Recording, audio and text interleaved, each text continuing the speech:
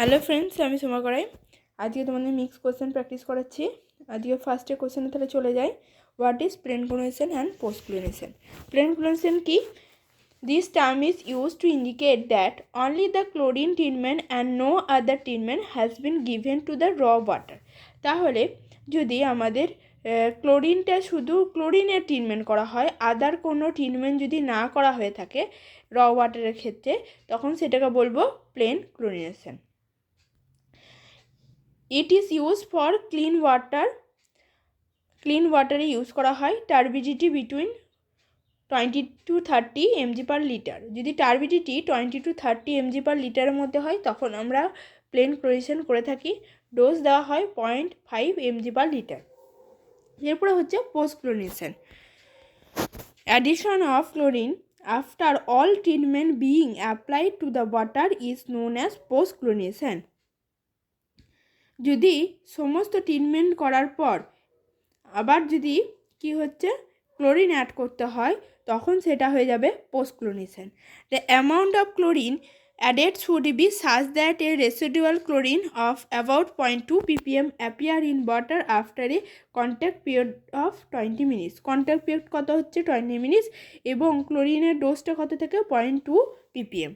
ঠিক আছে, এটা হচ্ছে পোস্ট ক্লোরিনেশন। এর সাথে যদি জিজ্ঞেস করে প্রি ক্লোরিনেশন, তাহলে 3 মিনিটের আগে যদি আমরা ক্লোরিন ইউজ করে থাকি সেই ক্লোরিনেশনটাকে বলা হয় কি প্রি ক্লোরিনেশন। নেক্সট পড়ব ওয়েস্ট ওয়াটার ট্রিটমেন্ট স্টেপ। এটা কিন্তু তোমাদের ভেরি ইম্পর্টেন্ট একটা কোশ্চেন। ঠিক আছে, আমি স্টেপগুলো ডিটেলসে লিখে দিয়েছি।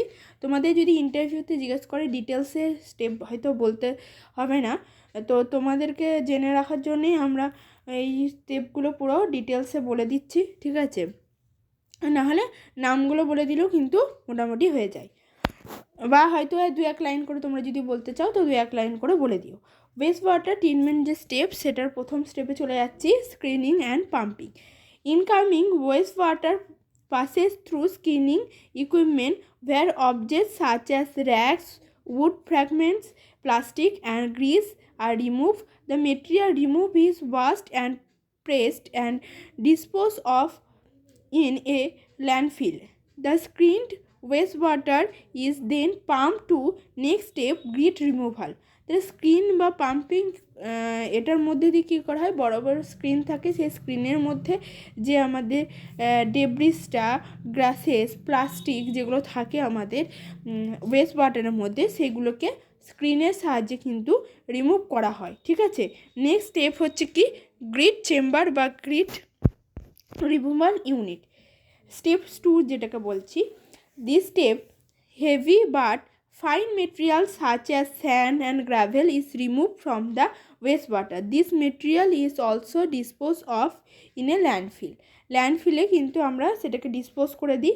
ঠিক আছে, এখানে আমরা হেভি মেটেরিয়াল কিন্তু স্যান্ড গ্রাভেল, ঠিক আছে, এটা হেভি থেকেও লাইট মেটেরিয়াল কিন্তু আমরা স্ক্রিনিংয়ে করে থাকি। ঠিক আছে, আর এটা হেভি মেটেরিয়াল, এটাকে থিতিয়ে পড়ে যায়, সেই হিসাবে গ্রিট চেম্বারে এইটা হেভি মেটেরিয়ালগুলো থিতিয়ে যায় এবং যে আমাদের ওয়াটারটাকে আমরা অন্য ইউনিটে, মানে প্রাইমারি যে আমাদের ট্রিটমেন্ট প্রসেস, সেই প্রাইমারি ট্রিটমেন্ট প্রসেসে আমরা নিয়ে চলে যাই। ঠিক আছে, তো আমাদের যে ফার্স্ট এবং সেকেন্ড স্টেপ, সেই স্টেপ দুটোকে আমরা প্রিলিমিনারি ট্রিটমেন্টও বলতে পারি। ওয়েস্ট ওয়াটারে যদি বলা হয় প্রিলিমিনারি আমাদের স্টেপগুলো বলো, তো প্রিলিমিনারির মধ্যেও আমাদের এই দুটো পড়ে যাচ্ছে। ঠিক আছে, তো এখানে কোশ্চেন এইভাবেও হতে পারে যে প্রত্যেকটা স্টেপ বলো বা যে কোনো একটা পার্টিকুলার স্টেপ সম্পর্কেও জিজ্ঞেস করতে পারে, সেই জন্য ইন ডিটেলস লিখিয়ে দেওয়া হয়েছে। ঠিক আছে, তো প্রথম দুটো স্টেপ আমাদের প্রিলিমিনারি যে ট্রিটমেন্ট পড়ছে, প্রিলিমিনারি ট্রিটমেন্ট, তারপর প্রাইমারি, তারপর সেকেন্ডারি। তো এগুলো পরপর থাকে, কোথাও কোথাও কিছু ইউনিট থাকে, আবার কোনো কোনো ইউনিট কিন্তু স্কিপও করা হয়। ঠিক আছে, সেই হিসাবে প্রপার হয়তো সব জায়গায় এটা থাকে না, সেই জন্য ডিটেলসে লিখিয়ে দেওয়া হচ্ছে। এরপরে চলে যাবো প্রাইমারি সেটেলিং, মানে স্টেপ 3।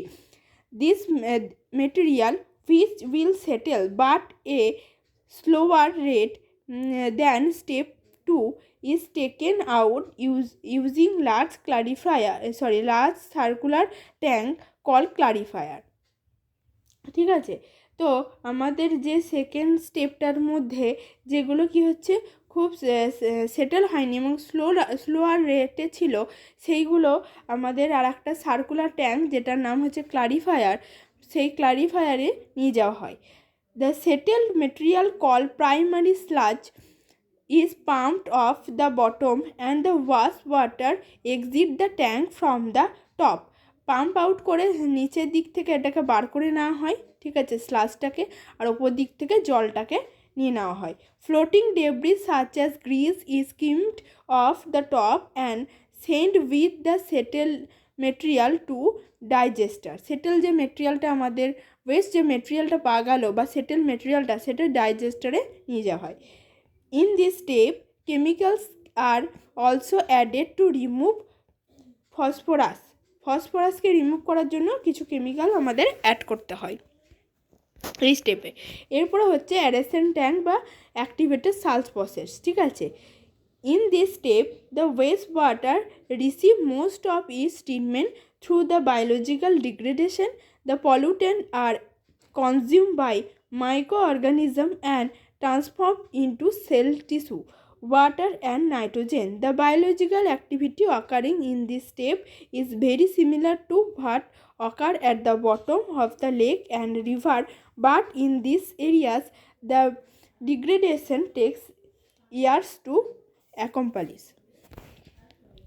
নেক্সট স্টেপ হচ্ছে কি আমাদের স্টেপ 5, যেটার নাম হচ্ছে সেকেন্ডারি সেটেলিং বা সেকেন্ডারি আমাদের treatment process. Large circular tank called secondary clarifier, আগেটা ছিল প্রাইমারি ক্লারিফায়ার, এরপর হচ্ছে কি secondary clarifier. Allow the treated waste water to separate from the biology from the aeration tank at this step, yielding an effluent which is now over 90% treated. The biology activated salts is continuously pumped from the bottom of the clarifier and returned to the aeration tank is step 4. আবার কিন্তু ওটাকে ঘুরিয়ে step 4-এ নিয়ে যাওয়া হচ্ছে। Step 6-এ চলে আসছে filtration. The clarified effluent is polish, মানে আমাদের এখানে কিন্তু 90% ট্রিটেড হয়ে গেল স্টেপ 5-এ, ঠিক আছে। 10 micron polyester media, the material captured on the surface of the disc filter is periodically backwashed and returned to the head of the plant for treatment. Step 7 পড়ছি disinfection.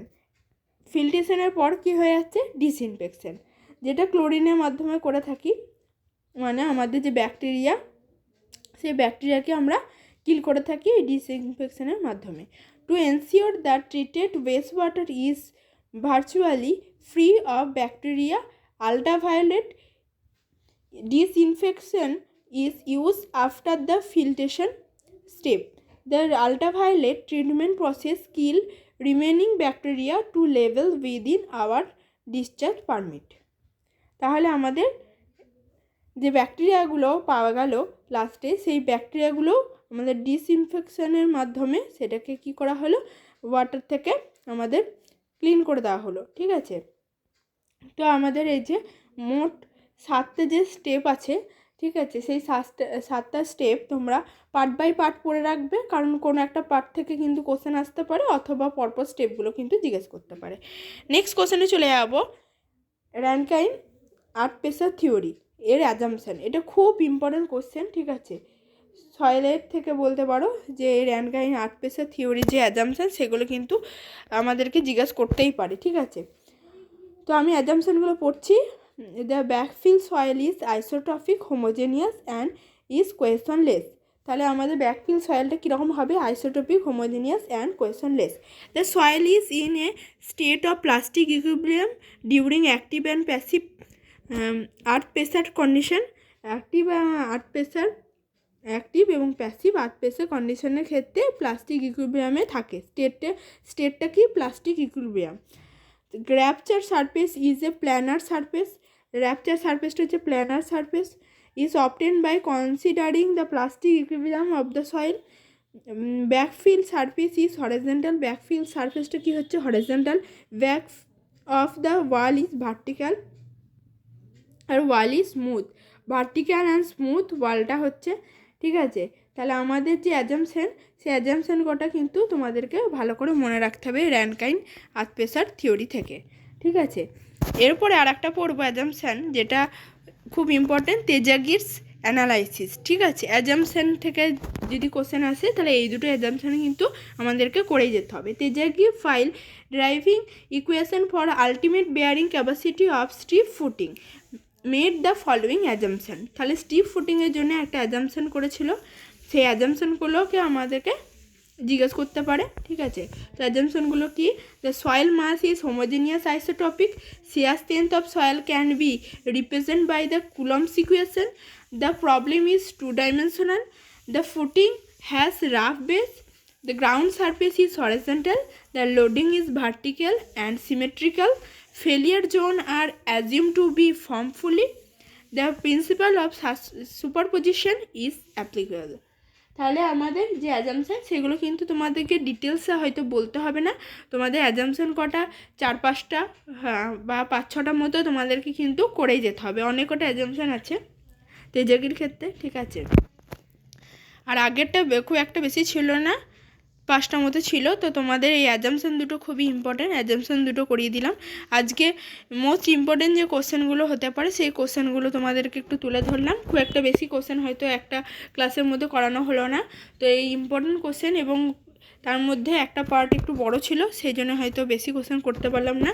তো মিক্স কোশ্চেন এভাবে তোমাদের প্রত্যেক সপ্তাহে মানে weekly আমি চেষ্টা করছি যে উইকলি যেন মিক্স কোশ্চেন আসে, এবং যে থিওরি পার্টটা চলছে সেই থিওরি পার্টটা শেষ হয়ে গেলে নেক্সট অন্য সাবজেক্টও আমি স্টার্ট করব, ঠিক আছে। হাইওয়েটা আমি করছি, হাইওয়েটা তাড়াতাড়ি শেষ করে দেওয়ার চেষ্টা করব, ঠিক আছে। এছাড়াও মিক্স কোশ্চেন থাকবে।